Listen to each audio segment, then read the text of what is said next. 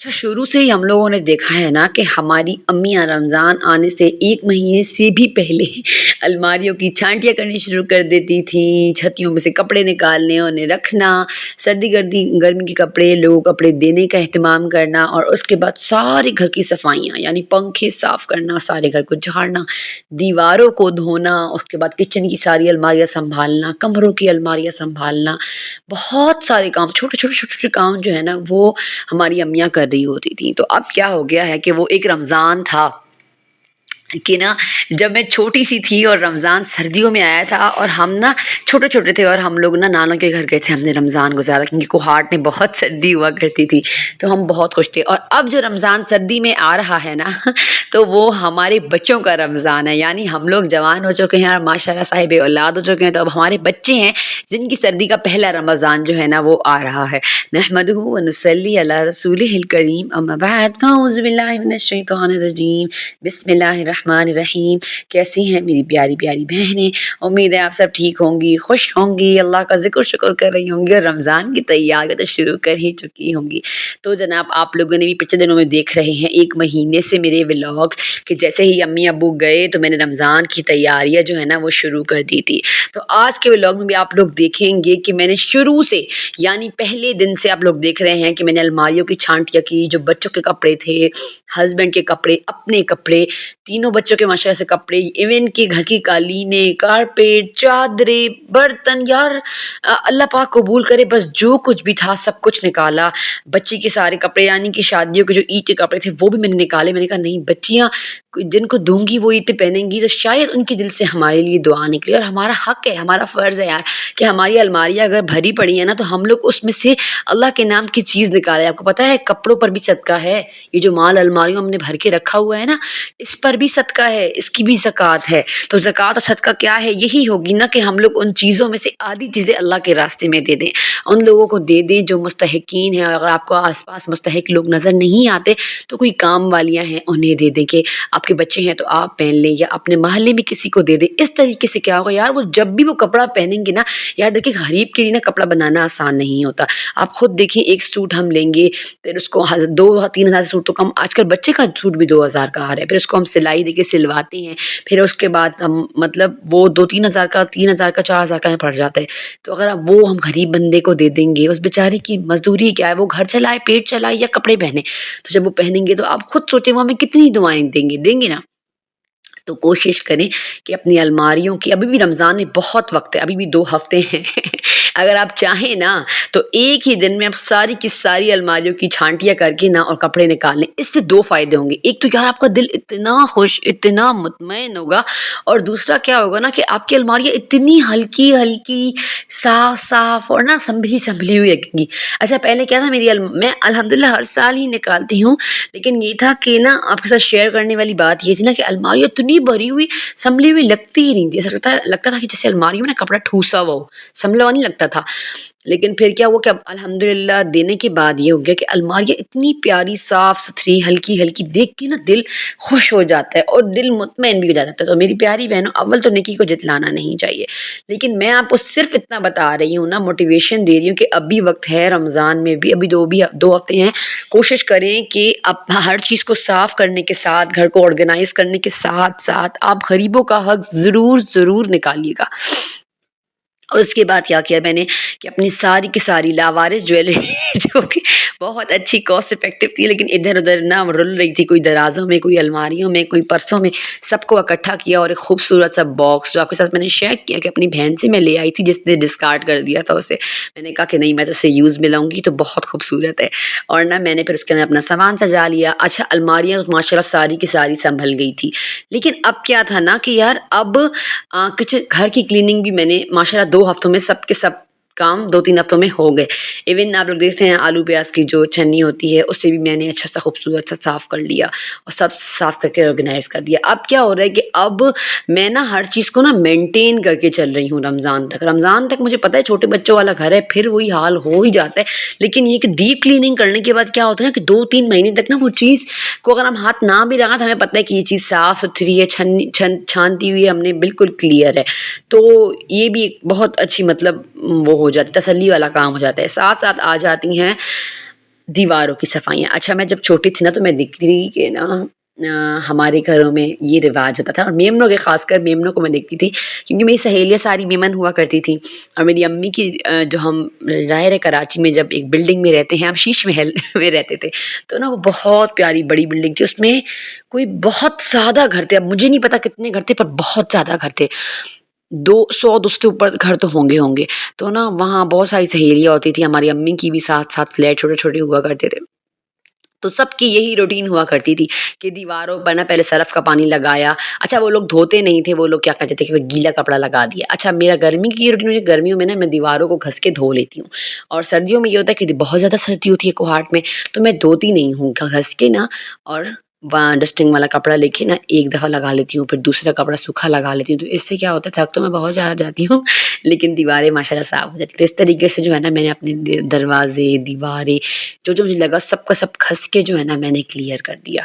अच्छा, एक बात थी जो मैं हमेशा कहती थी कि मैं अपने ना सब्सक्राइबर्स से पूछूँगी कि ये मेरा ब्लैक दरवाज़ा है, इस पे इतने कोई जाले आते हैं, इतने जाले होते हैं कि मतलब मैं आज साफ़ जैसे कर लिया, तो अब दूसरे या तीसरे दिन वैसे के वैसे जाले फिर से इसके ऊपर आए हुए होंगे।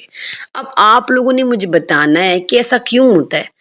क्या वजह है इन जालों की? ये जो है ना आके बैठ जाते हैं और रोज़ाना की रूटीन में एक दिन छोड़ के दूसरे दिन तो पक्का जाले होंगे ही होंगे इस दरवाज़े पे। अब मुझे समझ नहीं आती, ये नज़र है या फिर ये ब्लैक गेट है शायद इसलिए, या फिर बहुत ज़्यादा मिट्टियाँ गली की होती हैं। अब नहीं समझ आती मुझे कि मैं क्या करूँ? अच्छा, उसके तो ये थी सारी प्रिपरेशन, यानी सारी डस्टिंग हो गई, पंखे साफ़ हो गए, दीवारें धुल गईं। अब मेरे ख़्याल से कोई काम जो है वो नहीं रह गया। अब जो थी ना किचन की अलमारी भी माशाल्लाह साफ़ कर ली थी मैंने, लास्ट में मैंने बिल्कुल लास्ट में मैंने राशन की अलमारी सँभाली क्योंकि अब वो दिन है ना कि रमज़ान का राशन हम माशाल्लाह से मँगवाएँगे। तो मेरी ये कोशिश थी ना कि रमज़ान के राशन से पहले-पहले मैं देख लूँ कि कौन-सा राशन है जो घर में है, तो फिर मैं वो रमज़ान के बजट में ऐड ना करूँ और मतलब कुछ और चीज़ें जो एक्स्ट्रा, जैसे कस्टर्ड पाउडर हो गया, पुडिंग मिक्स हो गया, और चीज़ें जो रमज़ान की चीज़ हो गई पिज़्ज़ा के लिए, बहुत मायोनीज़ हो गया, बहुत सारी चीज़ें जो है ना वो रमज़ान की स्पेशल होती हैं। तो फिर ये कि अब माशाल्लाह से घर में दालियाँ भी मौजूद थी, सिर्फ़ मुझे ना चने मँगवाने थे और बहुत सारी चीज़ें, यानी पत्ती का पैकेट भी जो था ना वो बस तकरीबन पड़ा हुआ ही है जो रमज़ान तक हमारा चल जाएगा। तो वो भी था और बहुत सारा सौदा जो है ना घर से निकल आया। तो अब ये था कि बजट में भी थोड़ी कंट्रोल हो गया क्योंकि रमज़ान में आपको पता है वैसे ही बहुत खर्च होते हैं। रोज़ाना दही आ रही होती है, दूध तो आ ही रहा होता है और ना बहुत एक्स्ट्रा खर्चे रमज़ान में हो जाते हैं, बहुत भी ना करते हुए भी रमज़ान के खर्च थोड़े ज़्यादा होते हैं। तो बस ये था कि अब राशन माशा थोड़ा बहुत है, थोड़ा बहुत मँगवा लेंगे, तो बजट भी थोड़ा कंट्रोल रहेगा और हाथ में इतने पैसे रहेंगे कि रमज़ान में कुछ खाने का दिल हुआ बाहर का भी तो हम ईज़िली जो है ना वो मँगवा सकेंगे।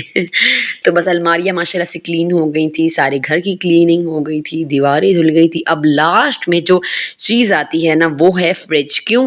क्योंकि फ्रिज को ना मेरा ये था कि जब घर की क्लीनिंग्स ख़त्म हो जाएँगी ना और रमज़ान प्रिपरेशन के जो खाने बनाने हैं मुझे, तो मैं क्या करूँगी कि मैं फ्रिज साफ़ कर लूँगी और उसके बाद जो है ना रमज़ान प्रिपरेशन के खाने बनाने शुरू करूँगी। जैसे लहसुन कूट लिया, अब मैंने सोचा है कि मैं प्याज़ और टमाटर की जो नहीं होती ग्रेवी बनाते हैं हल्के-हल्के ऑयल में सौते करने के बाद उनको पीस के फिर उनके छोटे-छोटे क्यूब्स बना के रख लूँगी बॉक्सेस में। वो भी आपके साथ सब शेयर करूँगी मैं। चिप्स बनाने हैं मुझे, सीखी कबाब बनाने हैं। सीखी कबाब ज़्यादा शौक से खाए जाते हैं हमारे घर में, तो मैंने कहा वो बना लूँगी और बहुत सारी चीज़ें हैं, पराठे बनाने हैं। बहुत सारी चीज़ें बनाऊँगी इंशाल्लाह साथ-साथ में, जैसे इमली की चटनी हो गई, दही भल्लियाँ हो गई, सब कुछ। तो बस अब इंशाल्लाह 2 हफ़्ते रह गए हैं, तब सफाइयाँ हो गई। अब फ्रिज की आज क्लीनिंग माशाल्लाह से हो गई। फ्रिज की क्लीनिंग में यकीन करेंगी आप, मेरे 1.5 से 2 घंटे लगे हैं। आप मानेंगे नहीं पर हैं, हाँ, लगे हैं। क्योंकि हालाँकि फ्रिज बाहर से इतना कोई साफ़ लग रहा था और जब मैंने फ्रिज के सामान को निकालना शुरू किया और फ्रिज खाली हुआ तो यकीन करिए मैंने सर पकड़ लिया कि इतना गंदा था फ्रिज और कितना साफ लग रहा था। तो अच्छा, घर में बहुत ज़्यादा मसरूफ़ियत हो जाती है, वरना चाहिए तो ये कि हम हर महीने इसकी डीप क्लीनिंग करें। क्लीनिंग तो मैं करती रहती हूँ, लेकिन जो सामान को फुल निकालना, बिल्कुल खाली करना और फिर उसको धो के रखना, ये बड़ी ज़बरदस्त चीज़ है। पर इसमें ये है कि अब घर की मेरी रूटीन होती है, सफाइयाँ होती हैं, घर के काम-काज, कोई हाँ, मतलब हाथ बटाने वाली काम वाली तो है नहीं, तो फिर इतना टाइम नहीं मिल पाता। तो अब ये है कि रमज़ान का एक खूबसूरत सा बहाना है हमारे पास कि हम ना इस बहाने हमारे सारे साल की सफाइयाँ हो जाएँगी एक ही महीने में। तो रम फ्रिज को माशाल्लाह मैंने, अच्छा पहले क्या किया, फ्रिज को मैंने बर्तन धोने वाला जो साबुन होता है उससे घस लिया। अमूमन मैं लेमन मिक्स से घसती थी, अब वो बहुत महँगे हो गए हैं। अब कोशिश है कि रमज़ान के सौदे में थोड़ा खुला वाला लिक्विड मँगवाऊँ बर्तनों के लिए। तो अच्छा, इससे मैंने घस लिया और फिर उसके बाद जो नॉर्मल डस्टिंग वाला कपड़ा गीला होता है वो लगा लिया ग्रीन, और उसके बाद एक सूखा डस्टिंग वाला कपड़ा मैंने रखा हुआ था जो गीला नहीं था, वो लगा दिया। तो इस तरीके से क्या हुआ कि मेरा फ्रिज बिल्कुल चम-चम हो गया। अच्छा, जब मैं सास के घर में हुआ करती थी ना, तो मेरा जो फ्रिज था वो बाहर कॉमन में खुला खुला जो फर्श होता है वहाँ खुले आसमान के नीचे बरामदे में पड़ा होता था। तो मैं उसमें मुझे बड़ी आसानी होती थी। मैं क्या करती थी कि नॉर्मली बर्तन धोने वाली ये जो जाली होती है ना, उससे सारे फ्रिज को कस लेती थी खाली करके और पाइप पकड़ के धो लेती थी, उसके बाद कॉमन भी धो लेती थी। लेकिन अब जो है ना वो घर टाइलों मार्बलों वाला बन घर है, तो अब इसमें ये थोड़ा है ना कि मैं थक बहुत जाती हूँ। पहले उसको घसा, फिर हाथ से साफ़ किया फिर दूसरे कपड़े से साफ़ किया, उसके बाद फिर जो इसके गैजेट्स निकाले थे दरवाज़े के, और ये जो होती हैं इसके रैक वगैरह, इसको सब धोया, उसके बाद उन सबको सुखाया। तो बात यहाँ तक आ पहुँची थी कि बस मैं बहुत थक चुकी थी और घर का काम जो है वो मैंने फ्रिज के पहले ही कर लिया था, क्योंकि मुझे पता था कि अगर मैंने फ्रिज के साथ लग गई ना तो मेरा पूरा दिन इसी में चला जाएगा, और उसके बाद जब मैं इतनी थक जाऊँगी कि घर का काम मुझसे नहीं हो पाएगा। तो बस नॉर्मली मैंने लास्ट में जो है ना फ्रिज के सामने से डस्टिंग कर ली, फ्रिज मेरा माशाल्लाह बिल्कुल क्लियर हो गया, फ्रिज को सजा लिया।